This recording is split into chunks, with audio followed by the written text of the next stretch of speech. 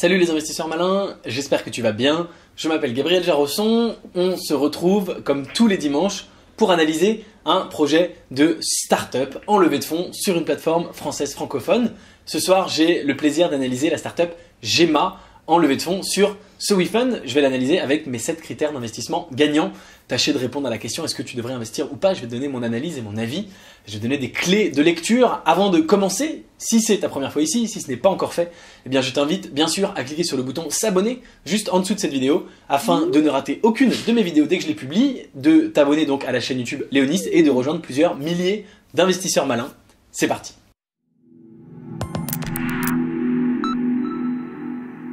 Je suis donc ici sur le site sowefund.com sur la page de la levée de fonds de Gemma, ici déambulateur intelligent et intuitif.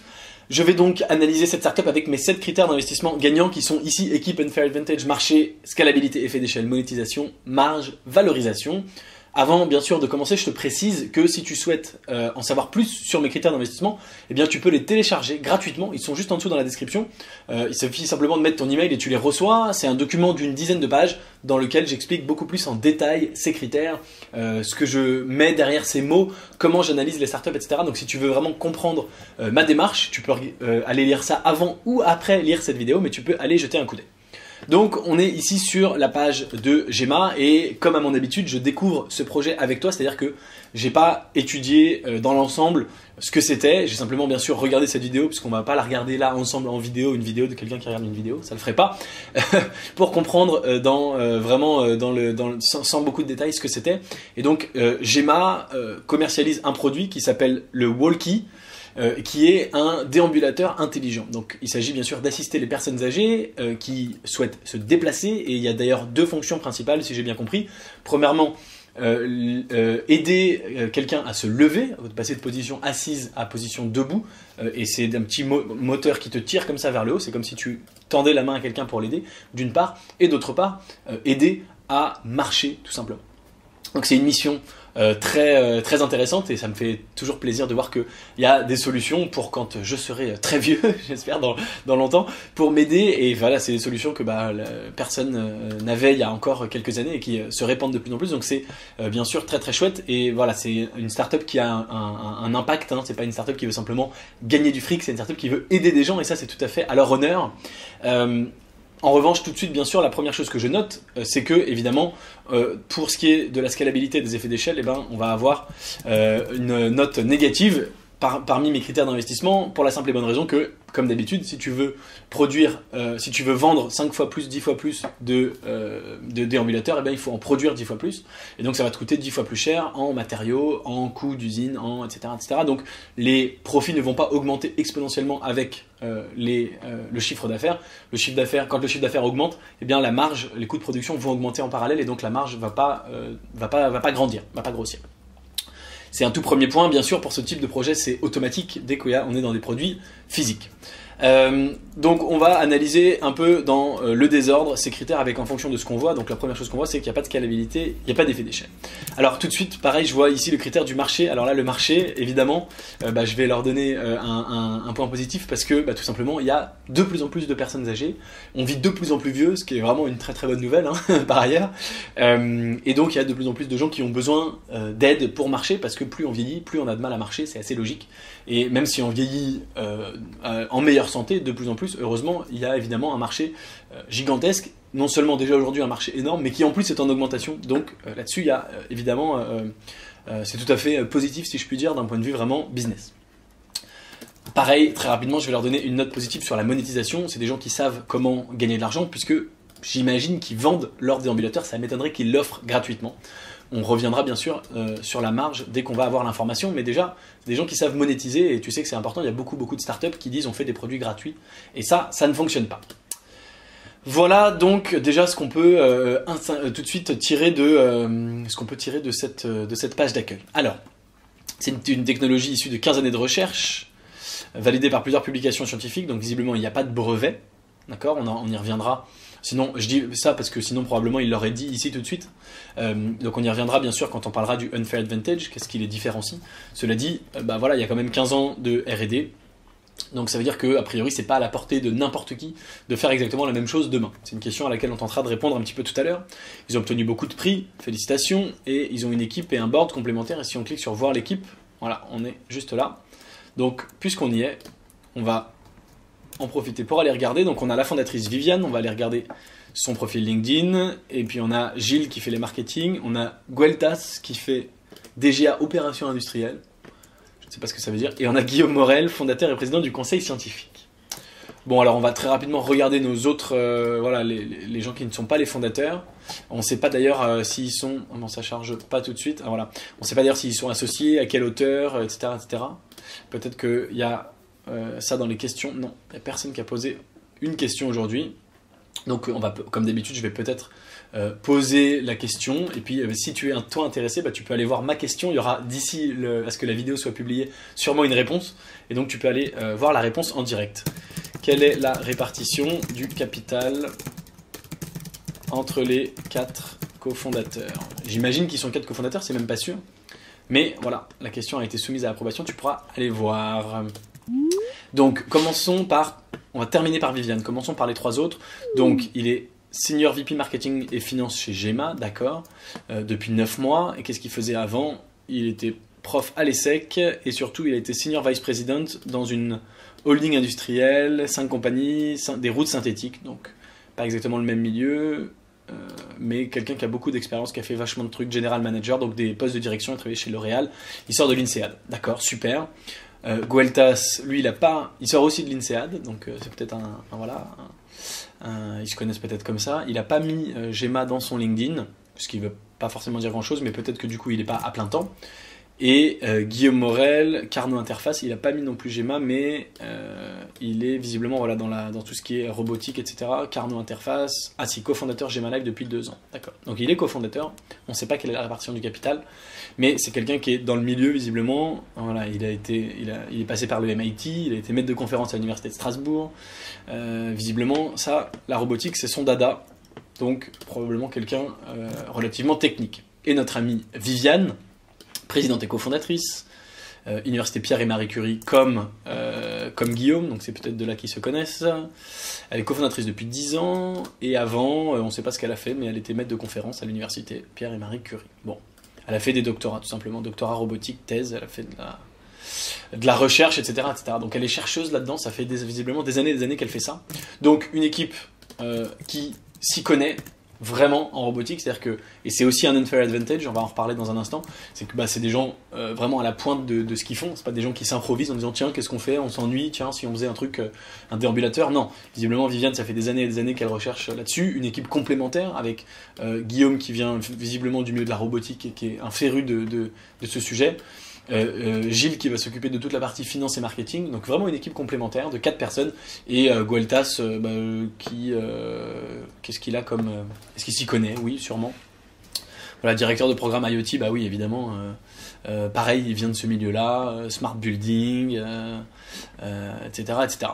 Donc une équipe qui a l'air tout à fait complémentaire et expérimentée, donc ça c'est un point très positif pour l'équipe, et du coup ça leur donne bien sûr un unfair advantage, c'est-à-dire que si toi et moi on essaye de demain créer un concurrent, et c'est ça hein, le unfair advantage, c'est si un concurrent se dit tiens c'est vachement malin, GEMA et le Walkie, on va faire pareil pour aller marcher sur leur plate-bande, est-ce qu'ils vont y arriver plus facilement ou moins facilement? Ils vont y arriver moins facilement parce qu'ils n'ont pas forcément les compétences, qui sont des compétences très pointues, que eux visiblement maîtrisent sur le bout des doigts, ils n'ont pas la R&D, etc., etc. Donc on a déjà un premier tour d'horizon assez rapide qui nous montre que c'est des gens qui savent tout à fait ce qu'ils font. Je vais revenir tout de suite à la page principale, pardon. Donc on avait ici une présentation, l'équipe. En dessous, la problématique, bien sûr, les personnes vieillissent, d'accord. On a 1,8 million de personnes qui ont besoin d'une aide à la mobilité, et ça c'est un chiffre, j'en suis sûr, qui va augmenter. Heureusement ou malheureusement. Heureusement parce qu'on vit de plus en plus vieux, et malheureusement parce que ça veut dire des gens qui sont en situation où ils ont besoin d'aide pour se déplacer, ce qui n'est pas forcément bien sûr agréable. Donc le concept, le robot walkie verticalisateur déambulateur intelligent. Donc verticalisateur, ça veut dire que ça t'aide à te lever. On voit une petite démo dans la vidéo. Là il y a des classements, GIR 3, GIR 4, les patients en rééducation, les patients phobiques, les patients atteints de Parkinson, 150 000 personnes par an, 150 000 personnes en France, pardon. les personnes atteintes de sclérose en plaques. Donc là, on te montre effectivement le marché, et c'est malheureusement plein de maladies pas du tout agréables, mais tu vois qu'il y a beaucoup de monde. Donc les capteurs permettent d'interpréter automatiquement les intentions du sujet. Donc par ailleurs, voilà, c'est un déambulateur vraiment intelligent qui fait les choses bien, et c'est pas juste un bout de métal. Il y a des capteurs qui permettent d'interpréter automatiquement. Il y a des roues motorisées, des poignées mobiles, donc c'est un truc vachement bien. Le produit en lui-même, j'ai aucun doute, il est ultra intéressant. Il y a que des poignées robotisées, les roues robotisées, blablabla. D'accord, la valeur ajoutée, donc on est bien d'accord, c'est probablement un des meilleurs. Sécurité d'utilisation, les bénéfices, stratégie d'acquisition. Alors voilà, ça bien sûr, c'est une question de comment ils vont commercialiser leurs produits. Ils veulent aborder 3 segments du marché: EHPAD, maintien à domicile, rééducation. D'accord. Taille du marché, facilité d'accès, 2 étoiles partout, preuve de concept. Capacité d'investissement, d'accord. Donc commercialement, à mon avis, tout reste à prouver. Je pense qu'ils en sont au départ. Donc ils veulent le vendre entre 1000 et 3000 euros, et avec une extension de garantie. On va bien sûr essayer de voir à combien ils margent là-dessus. Donc les validations pour l'instant. Ils ont obtenu un financement à hauteur d'1,3 million pour permettre le développement de plusieurs prototypes. D'accord. Ils ont obtenu des prix et des distinctions, accompagnement. On a du mal à arriver aux infos, le marché toujours, on a du mal à arriver aux bonnes infos, je trouve. Mais bon, blablabli, blablabla, il y a beaucoup de blabla. Bon, mais c'est intéressant, ils te racontent tout ce qu'ils ont fait. Ils lèvent 500 000 euros pour financer ceci, cela, voir les chiffres en détail, le plan d'action, pré-série. Donc là, on est aujourd'hui. Alors, quand est-ce qu'on a process de commercialisation? On commence ici Q3 2019, donc dans à peu près 6 mois, d'accord. 9 mois peut-être, Q3, oui, c'est septembre. Bon, d'accord. Alors, tout ça, c'est pas les infos que je recherchais, donc on en a appris plein sur ce qu'ils faisaient, mais bon, c'est pas exactement ce qu'on voulait. Alors, l'avis de Intel et de machin, de l'hôpital et de bidule et de... D'accord, tout ça, c'est pas intéressant. Les chiffres, voyons voir les chiffres. Moi, je cherche, donc d'une part, la valorisation. Elle est de 1 million d'euros, donc je suis assez surpris, puisqu'ils ont déjà levé 1,3 million d'euros, et c'est une valeur d'1 million d'euros, donc ils valent moins que l'argent qu'ils avaient à la banque. Alors maintenant, ils l'ont plus à la banque, ils l'ont dépensé, mais bon, ok.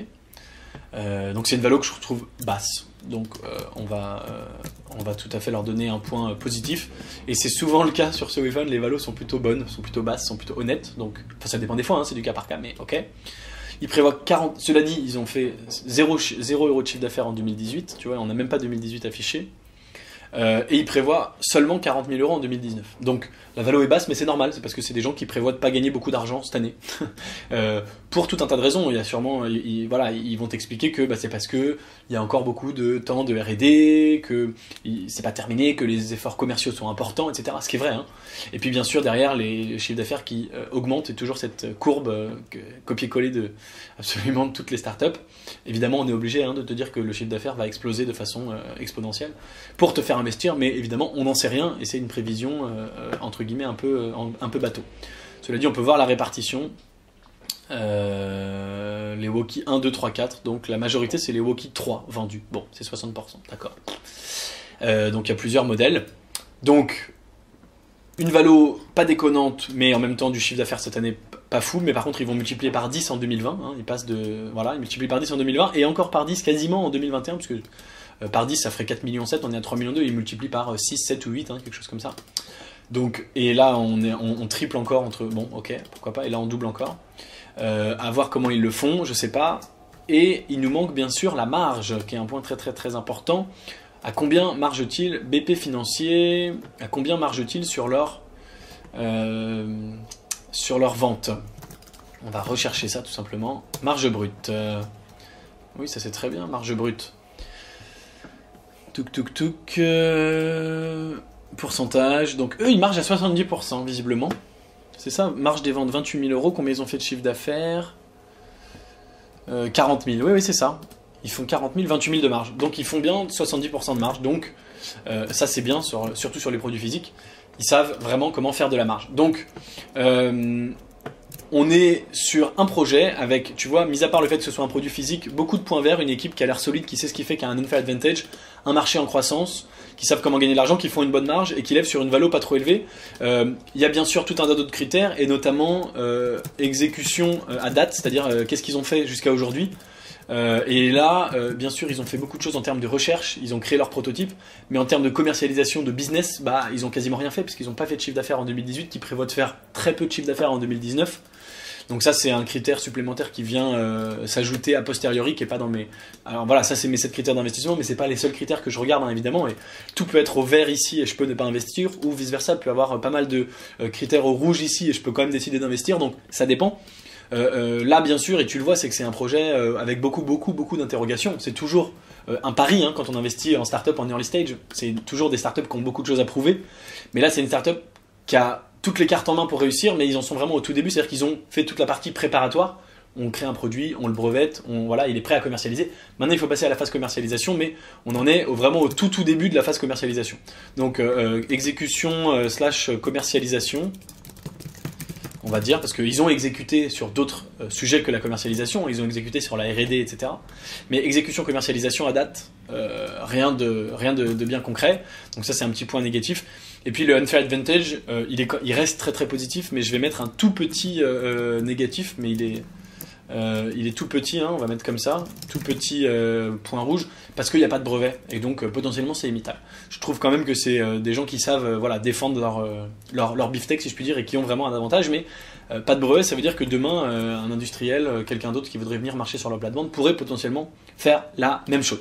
Voilà pour cette analyse de Gemma, j'espère que ça t'a plu. Dis-moi en commentaire ce que tu penses, toi, de ce projet. Évidemment, si tu veux savoir si j'investis à titre personnel dans Gemma ou pas, eh bien, je t'invite à rejoindre le club privé Léonis d'investissement en startup. Le lien est juste en dessous dans la description. Dans le club privé, non seulement je partagerai ma décision d'investir ou pas mon propre argent personnel dans cette startup, mais par ailleurs, je propose à mes membres des opportunités d'investissement qui ne sont pas sur des sites internet, des opportunités d'investissement dans des startups à fort potentiel, dans lesquelles j'investis mon propre argent, mais qui ne sont pas sur les plateformes que j'ai moi par ailleurs dénichées à l'extérieur, en direct. Donc si ça t'intéresse, bien sûr, tu peux rejoindre le club privé. Le lien est dans la description juste en dessous. Et puis si tu as un peu moins de moyens et que tu veux rejoindre tu veux quand même investir dans les startups, et ben tu peux également rejoindre le club Léonis Mini Startup qui permet d'investir dans les startups à partir de 25 € par investissement. Voilà, c'est tout pour cette vidéo. Si t'es arrivé jusqu'ici, j'espère que la vidéo t'a plu. Si c'est le cas, bien sûr, mets-moi un like, un pouce bleu, hein, juste en dessous, tu cliques sur le pouce comme ça. Pas celui-là, mais celui-ci, bien sûr. Et si tu n'es pas encore abonné, malgré le fait que tu sois arrivé jusqu'ici, bah, bien sûr, abonne-toi à la chaîne YouTube Léonis pour ne rater aucune de mes vidéos. C'est tout, donc dis-moi en commentaire ton avis sur Gemma. Et en attendant ma prochaine vidéo, tu peux regarder une vidéo de moi juste au-dessus de ma tête.